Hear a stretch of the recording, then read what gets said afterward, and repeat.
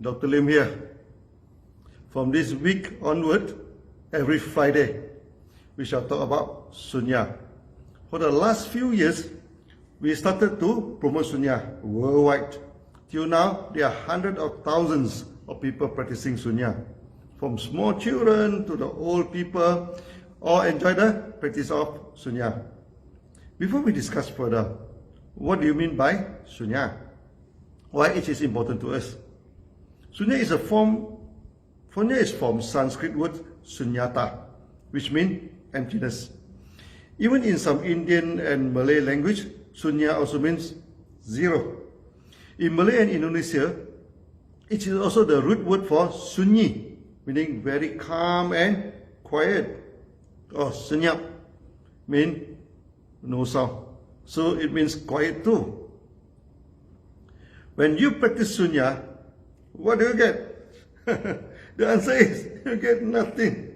If you get nothing, then why should we practice sunya? To make you understand the concept, I always use my handphone, okay, as an illustration.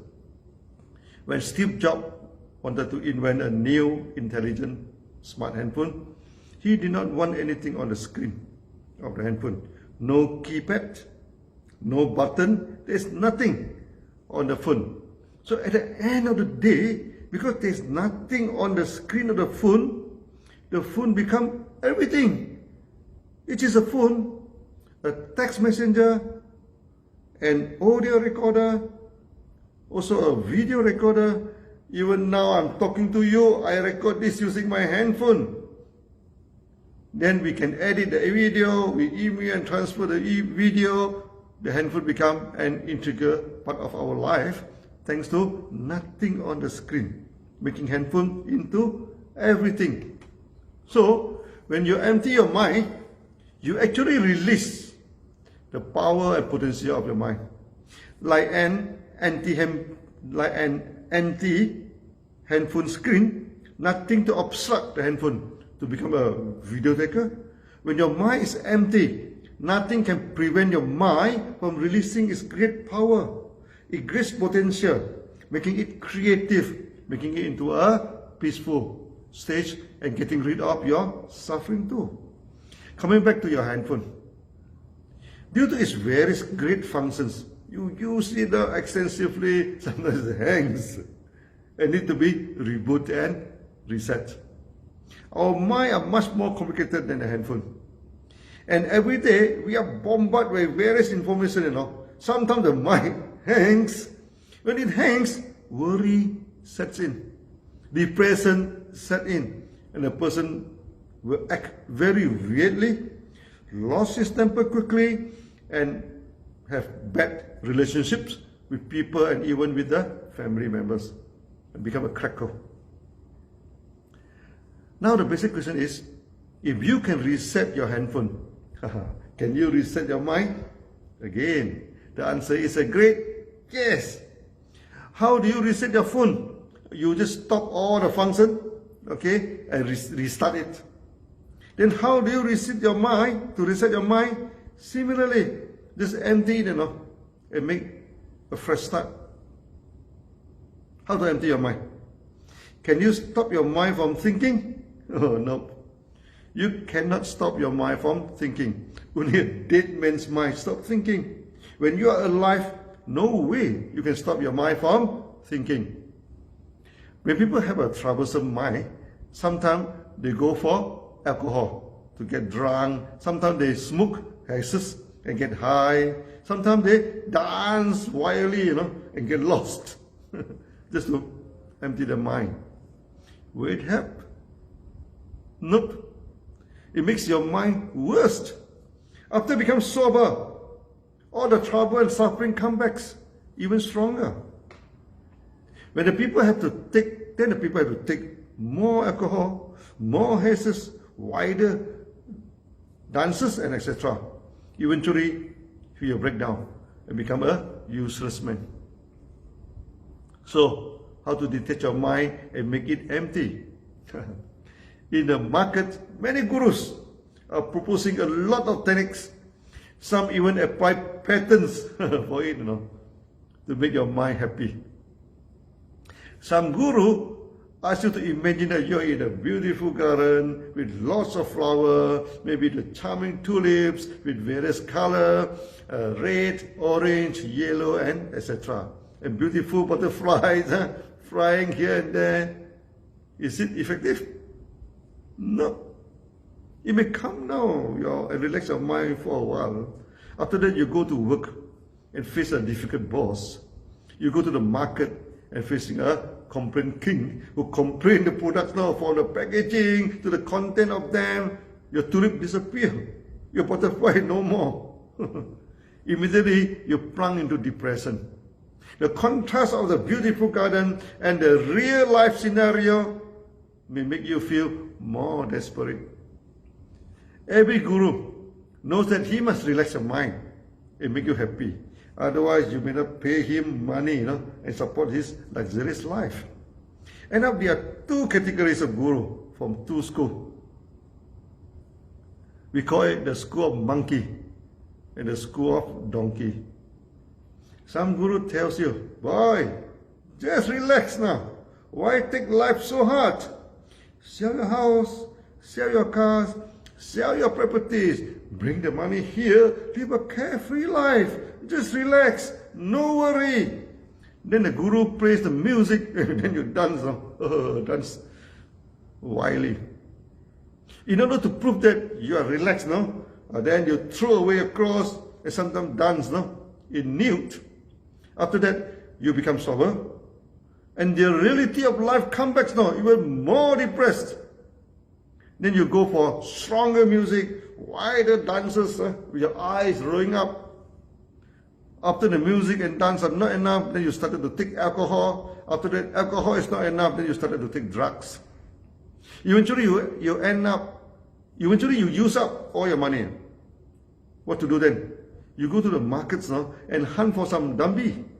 Ask them to sell the house, sell the cars and properties, and enjoy your couch. Using the money of the newcomer to support the oldcomer. The organization of the guru become a great Ponzi scheme. This school, we call them the monkey school. Another type of guru asks you to do away from the world and society. Live in a mountain or some forest or some very quiet retreat.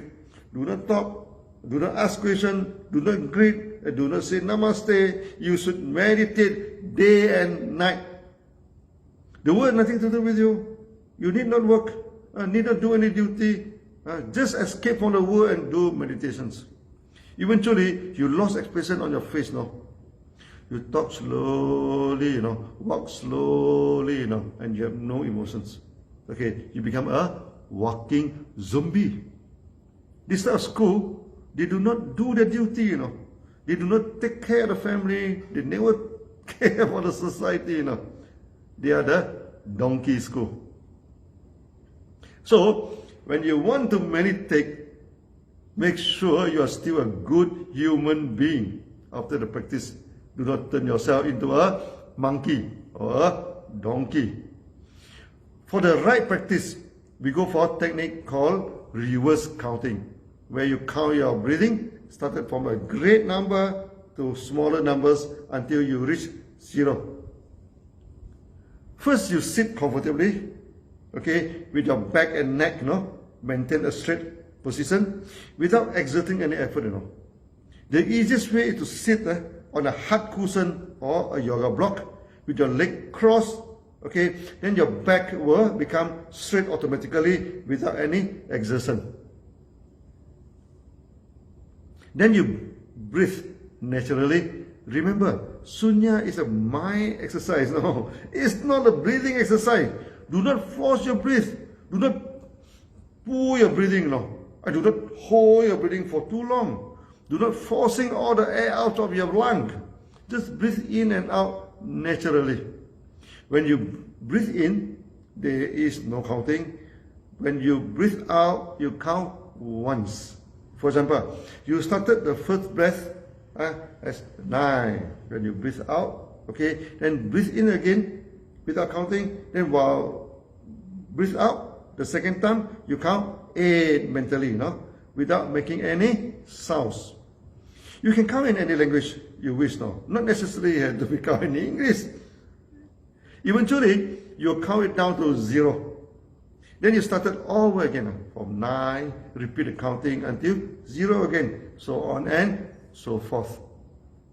Other than 9 to 0, you can count 29 to 0 and finally 99 to 0. First practice 9 to 0. So when you can count without mistake and comfortable with the practice, then you increase to level 2, 29 to 0. So if you do not lose your count, then go for 99 to 0. The normal practice is 99 to 0. That means once you are familiar with reverse counting, you directly practice from 99 to 0. Need not go through the 9 to 0, 29 to 0, only then 99 to 0. Just directly practice now from the count. You may wonder, why 3 sets of counting? There is a history in it. In the early days, when I applied genotherapy for promoting health, I also found that many people come with emotional problem. Many are depressed. How do we know if a person is suffering from depression? If so, how serious is the suffering? I test them first by asking them to count from 29 to 0 or 30 to 1. If a patient is suffering from depression, he could not complete the count. Halfway in counting, his mind started to wander and think of some other things and forgot the counts. If he failed in 29 to 0, then we ask him to reverse count from 9 to 0. For those whose mind is seriously disturbed and having severe depression, they can't even complete the count from 9 to 0. So anybody can test their mental state by reverse counting. You do not need anybody to supervise it, and there is no cheating.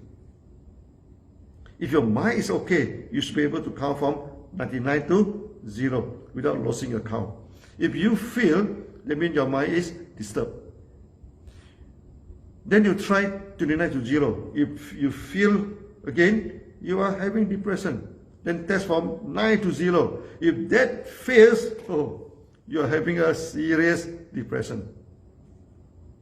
If you fail in your reverse counting, nothing to worry. Every day, keep practicing the reverse counting. If you can count from 29 to 0 smoothly, then your depression is gone. Eventually, you reverse count from 99 to 0, then your mind becomes normal. When you keep practicing, your mind will become serene and bring in peace that you have never experienced before. This is all for today. Next video, we talk more about the breathing and the reverse counting. See you again. Bye-bye.